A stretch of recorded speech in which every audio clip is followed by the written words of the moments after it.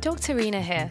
I'm a global dental specialist and founder of RW Perio, located at 75 Harley Street.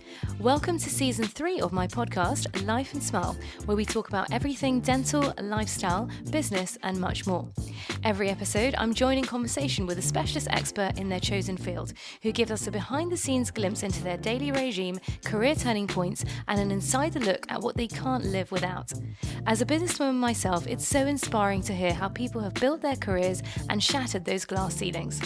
This third season is sponsored by Colgate. Committed to sustainability, they're obviously a household name, and as a dental expert, they are my personal fail-safe go-to to ensure my smile is always looking and feeling its healthiest.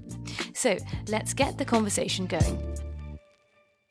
Building a brand and building a business is right at the centre of my daily life, founding RW Perio here at Harley Street.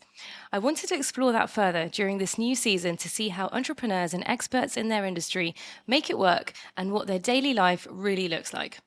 Joining me in conversation today is a guest who is a true authority in her field and comes from an industry which we have yet to explore on Life and Smile, but have personally been extremely keen on discovering further.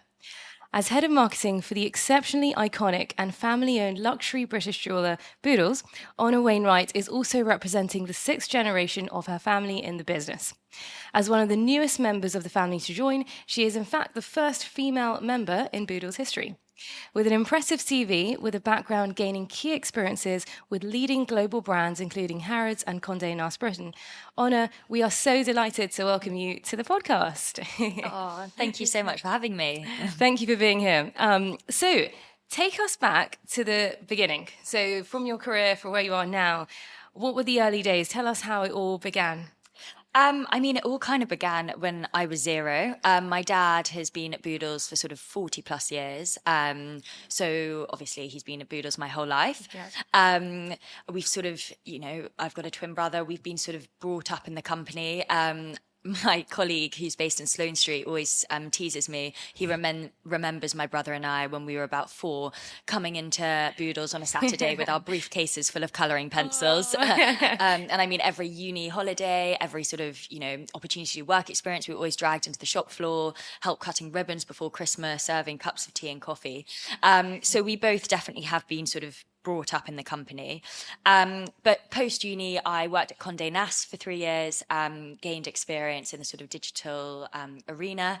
And that was really important for me to bring something to the table, and also to gain sort of more respect from my now colleagues rather than, sort of come swanning in straight from uni. And is it something that you always knew from when you were a child that, I definitely want to be in the family business, or it's something which grew onto you, or? Yeah, I think I've always known. I'm obsessed with jewellery, which helps. I've been, as I said, brought up in around sparkly things. There's always masses of jewellery lying around at home, and it's just sort of, something that I've just sort of so used to. I think when I was about 18, I went through a bit of a rebellious stage saying, I don't want to join the family business. I want to do my own thing and conquer the world on my own. But actually, that's a really sad mentality because it's been in the family for 6 generations. So I don't want to be the one that messes it up. That makes sense. So highlighting again, as we mentioned briefly in the intro, you're notably the first female member of the Boodles family to join in the history of the company. That's pretty incredible. How does it feel to be the first female to have joined the family firm? Yeah, it feels amazing, and I feel so lucky to be part of it. It's amazing working with my father. I work very closely with him, and my cousins, and as I said, my twin brother, he's actually joining in a month's time, and we're living together at the moment. So living and working together might be a bit intense, but we'll see how it goes. And it's definitely brought me so much closer to my family members. Obviously, it's got its pros and cons. My dad and I have a very loving, fun relationship, lots of banter. But, there's potentially some things that we would discuss and joke about at home that isn't brought to the office. And it's sort of navigating our new relationship that's now got sort of professional elements to it. I remember a couple of Fridays ago, for example, we had so much we needed to discuss and our paths just hadn't crossed in the office, bearing in mind we're literally next door, but various reasons. And we were speaking on the way back from the tube about various things that we needed to touch up on. Anyway, have a nice weekend, put the phone down, and then Dad rings me back 10 minutes later saying, I'm so sorry, I forgot to ask what you're doing this weekend. Oh. So it's sort of navigating, working together, but still being a daughter and a father, and certain times when I'm sure I'm like, what do you think of this shot, and what do you think of this concept for this campaign, and actually all he wants to be asked is how his golf was yesterday. Yes. yeah that must be quite so do you, when you're at home or if you're at family events, do you try not to discuss the business, or do you have those kind of rules? And because I know I work obviously with my husband, so when we go home we often get caught up in talking about dental and the practice, but it's it's really hard to draw a line, but it's so important to... Yeah, I think it's definitely important to be able to switch off. But having said that, I mean, working for a family business, or you would know for yourself, it's so interlinked, and you work really hard. You work when you need to work, and you don't when you don't. So true. And it's not really a 9 till 6 job for me, and presumably for you as well. We were on holiday last week as a family, and inevitably lots of the conversation is about work. Yeah. But then we also have lots of fun and just don't discuss work. And it doesn't really feel, very cliche, but it doesn't really feel like a job. Right. So, I don't mind working late, and I don't mind discussing it on a Sunday when I go back to my parents' house in the countryside. But obviously it's getting that balance. But I think the main challenge is going to be my brother and I when we're both working together in a month's time. And then I think we're gonna definitely have to have a rule that we're not commuting together. We'll leave 5 minutes apart or something. Have a bit of what's his role in the business? So he's actually going to start on the shop floor, actually. Right. So the idea is that he'll become a sort of expert in the become a gemologist, which I'm sort of more got my marketing hat on. But he's going to go to New York for a couple of months. In the new year, and do his GIA, his gemology sort of degree, essentially. Fantastic. Wow. So yeah, I guess I agree. I guess it's that lifestyle approach. It's not really work or play. It's just all kind of one thing. But then having certain limits and being able to switch off. Yeah, exactly. So the luxury marketing landscape ensures that Boodles' brand image is involved and seen across multiple channels. Obviously, as a brand, you have to ensure you're generating and editing content across multi-platforms. So digital and, of course, in your industry, the experiential offering for your clients. And I guess from my side as well, so even though it's dental, we're constantly thinking about like the patient journey, because that's the most important thing, how you make people feel. And I guess from your side, you're working with clients at key moments in their life. I mean, they're getting married, they're investing in really special pieces for special occasions. So it's exciting, but I'm sure it's quite high pressure. So what is your typical week like dealing with all of that? Yeah, so I mean, my week is so varied. I think that's one of the reasons I really enjoy my job. And I do rarely get Sunday night blues, because there's just always something interesting going on the following week. As I mentioned, we partake in lots of advertising and media placements. So there's usually a shoot of some sort going on. Right. And that's, the bit that I love most about my job, thinking creatively, coming up with cool ideas, how, the Boodles brand is going to be portrayed. So making sure, that's all been planned, from clothes, props, makeup, hair, models, jewellery itself. Logistically, it's a bit of a battle making sure that everything goes to plan. But, also meeting journalists for breakfast and lunch. And I mean, it's safe to say when I first started, standing on the scale 6 months later was not good. So there's lots of whining and dining, which is lovely. Yeah. But I'm now, used to it a bit more. So don't always go for the pancakes. Yeah. But yeah, there's usually a client event of some sort. And, a family member normally tries to be there because, it's nice to meet our clients. And also sponsorship is such a big thing of what we do as well. So there's a bigger event sort of most every other week, I'd say, whether it's Chelsea Flower Show, Cheltenham Races, the Boodles Tennis, Salon Privé, the Boodles Boxing Ball, to name a few. And actually, funnily enough, I was speaking to our head of events last week, and I said, how many events do we actually do in sort of the Boodles calendar, and she said well over 200. So there's always something to go to.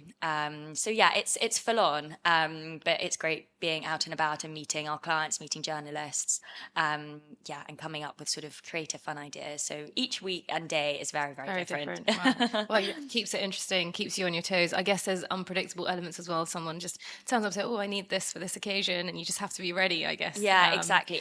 And if a client is interested in a particular stone that's worth something very special, then obviously we'll create a beautiful book around it or a beautiful film or something. So that's part of my sort of branding team to come up with cool, special, exclusive sort of things for our clients. But also I love it when I get 2 hours at my desk, just to get my head down and actually get on with some emails and some work. Nice. And do you find that you have to like really, when you're in marketing, work through multiple channels like digital, print? How do you manage all of that? Yeah, interesting. So our clientele is 40, 45 plus, right? So we actually do still advertise a lot in print. Okay.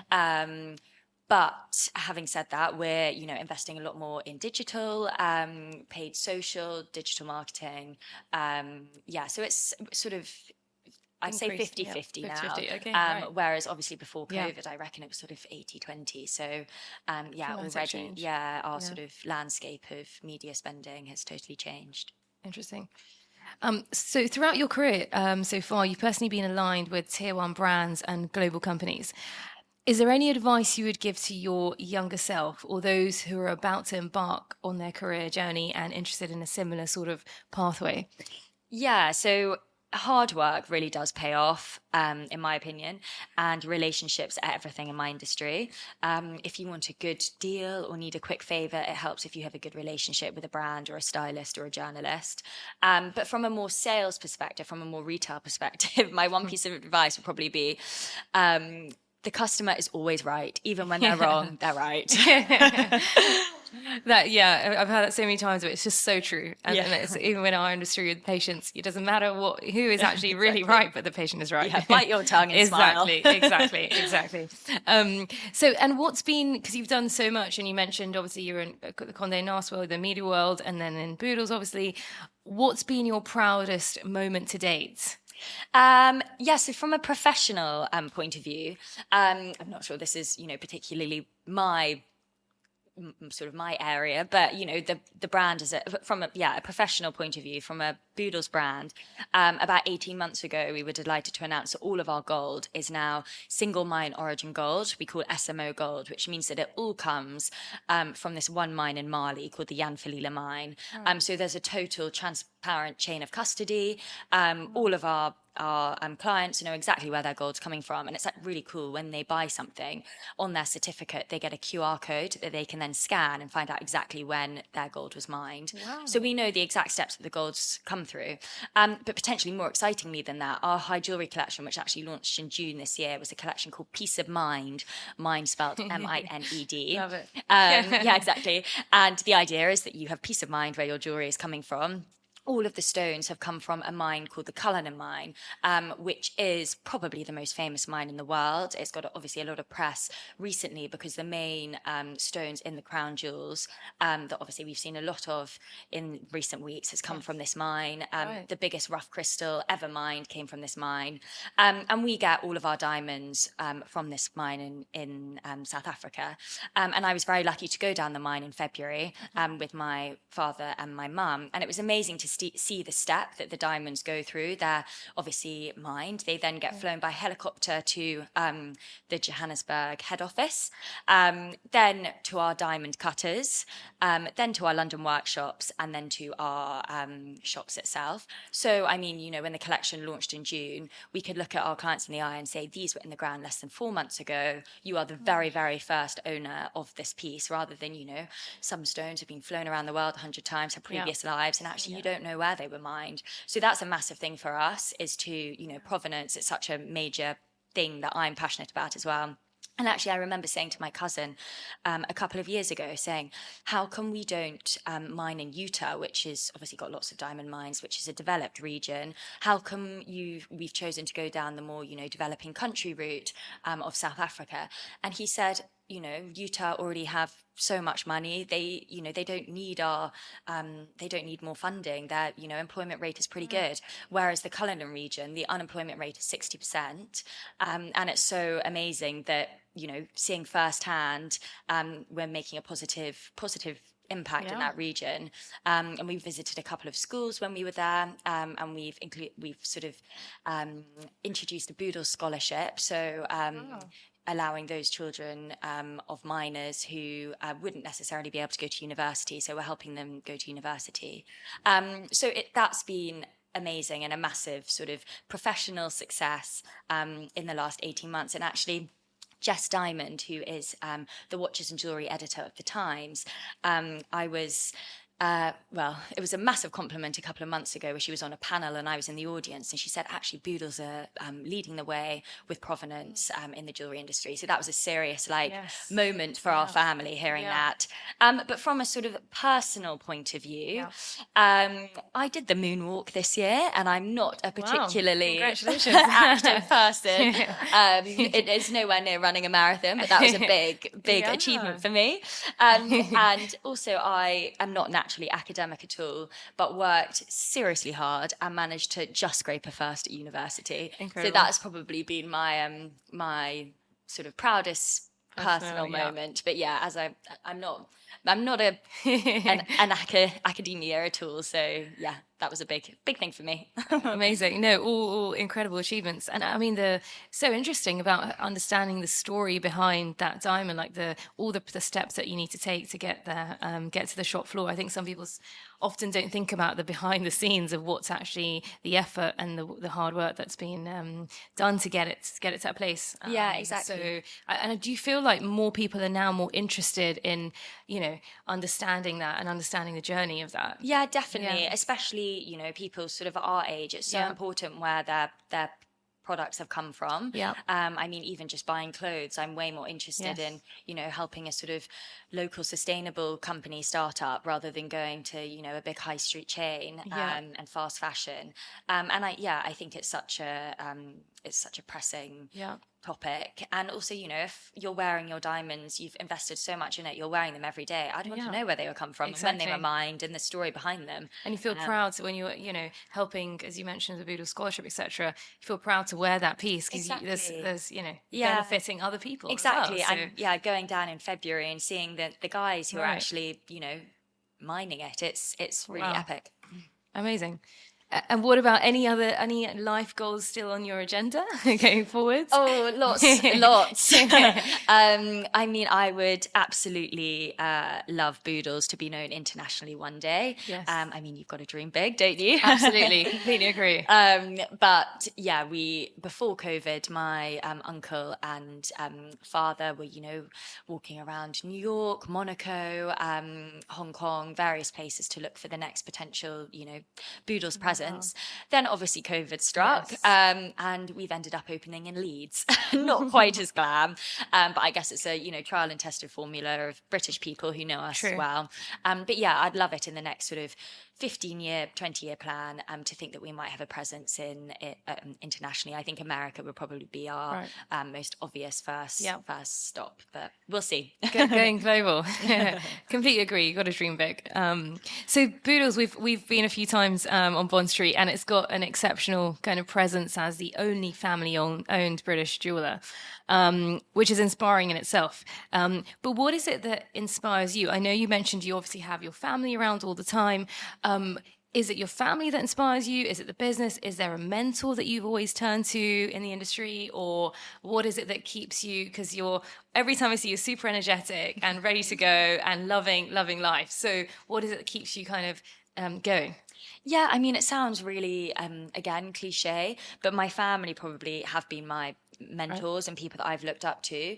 I mean, I don't want to blow their trumpet too much, but seeing what my uncle and father, how they've changed the company in, 15, 20 years has been amazing, bringing it from, a small regional jeweler up in Liverpool, which is where we were founded in 1798, where our head office still is. And they brought it to London in early 1990s. And that's, I think, when it was known, a bit, it's got to have a bit more presence. And my dad says that, every morning when he walks into work, he has to pinch himself that our, little family business is now on Bond Street. So I think, my uncle and dad have worked so hard. Mum says that she remembers, dad working 7 days a week when they were first married. He had twins and was in the office the next morning. So I mean they've just worked so hard. And my grandmother as well, who sadly died 2 years ago, has been such a one of the reasons why it's been such a successful business. She's been the most amazing, caring mentor with the most, incredible career advice. And actually, sadly, she never knew that I joined Boodles, because I joined a couple of months after she died. And so I always think she's looking down and she's very proud, absolutely. thinking that the first female has joined. Amazing. So it's having and I guess it's so nice going into work and having that inspiration around you constantly with your family as well. Exactly. And I mean, there's so many inspiring people that work at Boodles. Our design team, who I'm lucky enough to have, quite a lot to deal with, the way that they look at sort of the world is so inspiring. And one of our designers works in my office, and just by the coffee machine that we've got a sort of cactus, and she's like, wow, look at those leaves, look at the colours, and seeing life in such a beautiful, like, artistic way. I mean, that inspires me as well. I wish I could look at the creativity kind of side of things. Exactly. Being curious.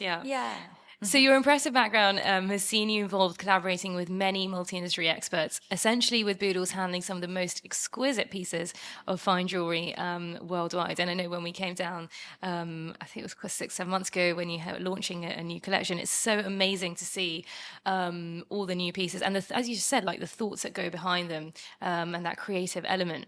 Do you have any personal favourite pieces that really stand the test of time? Yes, definitely. I mean, the Rain Dance ring is our iconic Boodles bestseller. Rain Dance is a collection that was designed by our head of design, Rebecca Hawkins. She was our first ever designer that we took on, and she's still with us. She was inspired by, she was at Chelsea Flower Show, and it was raining, and the speckles of raindrops on marble. And it's the most beautiful collection. It's copied widely, which really annoys me. But Dad thinks, it's a compliment. Yeah, exactly. Exactly. And it's actually in the V&A Museum for an icon of British jewellery design. And to mark the 25th anniversary last year, we did a version with pink diamonds. And pink is our signature colour. Boodles pink. Yeah, exactly. And for those of you that don't know, pink diamonds are extremely rare, because the last pink mine, the Argyle mine, actually closed about 18 months ago. So if you're looking to invest any money, pink diamonds are the place. It made this, iconic piece of jewellery even more special and even more sort of aspirational. So that's probably my favourite piece. Yes. But from a collection point of view, we actually launched a collection early last year called the Beach Collection. And this was our best-selling collection in the shortest amount of time. The idea is that it's the most, wearable collection, very versatile, and you can even wear it on the beach, hence the name. And we actually introduced, it was more of a PR stunt, but it's, got quite a lot of press, and actually clients love it. An anklet as well. Oh, Well, it's a bracelet that has a little extra extension bit that you can wear as an anklet. So, that's been quite nice to trying to, our designs, make them a little bit more modern and, attract a different market as well. But probably my favourite ever collection which was the collection you saw about 18 months ago, which was called Around the World in 16 Days. And this was, again, when my grandmother sadly died about 2.5 years ago, we were clearing out her house and came across a photo album of my grandfather when he went around the world in 16 days buying diamonds when he was chairman of Boodles in 1962. And none of us knew that it existed. My aunt seemed to vaguely remember my grandfather away for these 16 days, which was obviously a big deal in those days. But, you know, no one really has, he sadly died 28 years ago. So no one's really sort of asked him about this trip.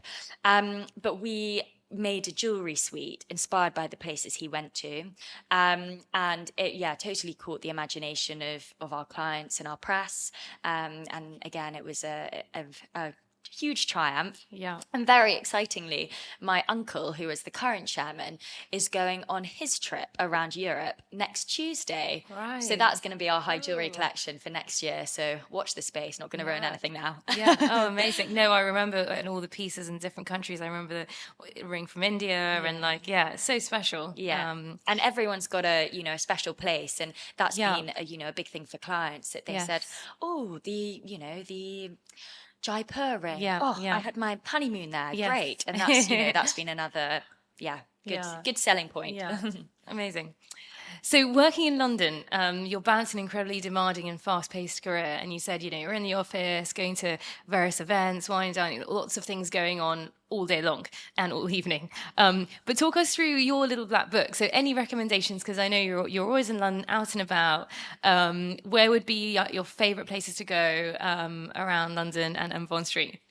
So I'm not a fan of big food and shop chains. Okay. So I like my little local, little local places. Every morning on my way into work, I get my coffee from this really, really sweet cafe on Albemarle Street, so just around the corner from us. And it's run by a Portuguese family. And I've got to know them so well now. And every so often they give me a free croissant, so it shows to be loyal. But if anyone's in the Albemarle area, do pop in. They're a really lovely family. But for work lunches, I love going to Piggy's, which is a really fun salad bar. Although quite stressful, you've got to know what you want to order first, otherwise it's very overwhelming. And BB's is also great. Where the Hamyard Hotel is. It's in a fun little mews. But for sort of more evening, I mean, Soho is just, there's so many options. I love Circolo Popolare, the Hume, obviously a classic. Yes, of course. So many amazing places. Shopping-wise, my favourite place is obviously Liberty's. I love walking around, especially at Christmas. I think everything's just beautiful. Exercise point of view, not that great, but love going to cycle when I can drag myself out of bed early enough in the mornings. And obviously teeth. Where else would I go to now? Thank you. You're always welcome. Sounds good. I'll have to check some of those places out. So we always ask our guests 3 things that you can't kind of live without as part of your mini survival kit, whether that's on your desk in the office or whether that's always in your handbag. What would those 3 things be? Definitely my first thing is Earl Grey tea bags. Oh, snap.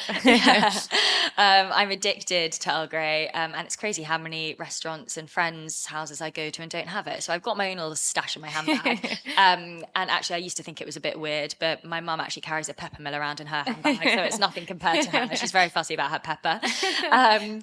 My second thing is vitamin D spray by Better You. Yeah. I think like lots of people struggle with seasonal affective disorder in the winter months. Yeah. So that gives me a good boost. And I'm definitely potentially a bit too addicted to that. And the third thing is definitely my AirPods. Love listening to podcasts on my way into work. Yeah. Big podcaster, big audio booker. Yeah. Definitely my AirPods are my third must-have in my handbag. Amazing. Sounds good. Well, Honour, thank you so much for such an interesting conversation. It's so incredibly inspirational to see how your career has gone so far, and I'm sure there's so many exciting things to come. What's next in terms of, I know you briefly mentioned possibly the new collection with your uncle going to Europe. Anything else on the horizon that we can look out for? Yeah, I mean, we're always launching new collections, new sort of icon collections, which are our more sort of accessible price point, so to speak. We're, heavily looking into men's jewellery at the moment, getting down with obviously the 21st century. Yes. So that's definitely exciting. Our campaign faces, don't want to ruin anything, but watch this space, exciting things for early next year. Right. As I said, my uncle's trip around the world is our big sort of story for next year. And we've actually just signed a very, very exciting partnership for 2024. I can't quite tell you who yet, but it's a big institution in the cultural world. Yeah. A gallery, probably the most famous gallery in London, so you can probably work that out. But so that's lots in the pipeline, all very exciting. We've got our usual events next year, Chelsea Flower Show. So if anyone's there, come and pop in and see our garden and our shop. The Boodles tennis, which is a very exciting pre-Wimbledon tennis match, and we've had Djokovic and Murray and Nadal there in the past, so that's going to be really exciting, and that's been on pause since before COVID, so really exciting to have that back.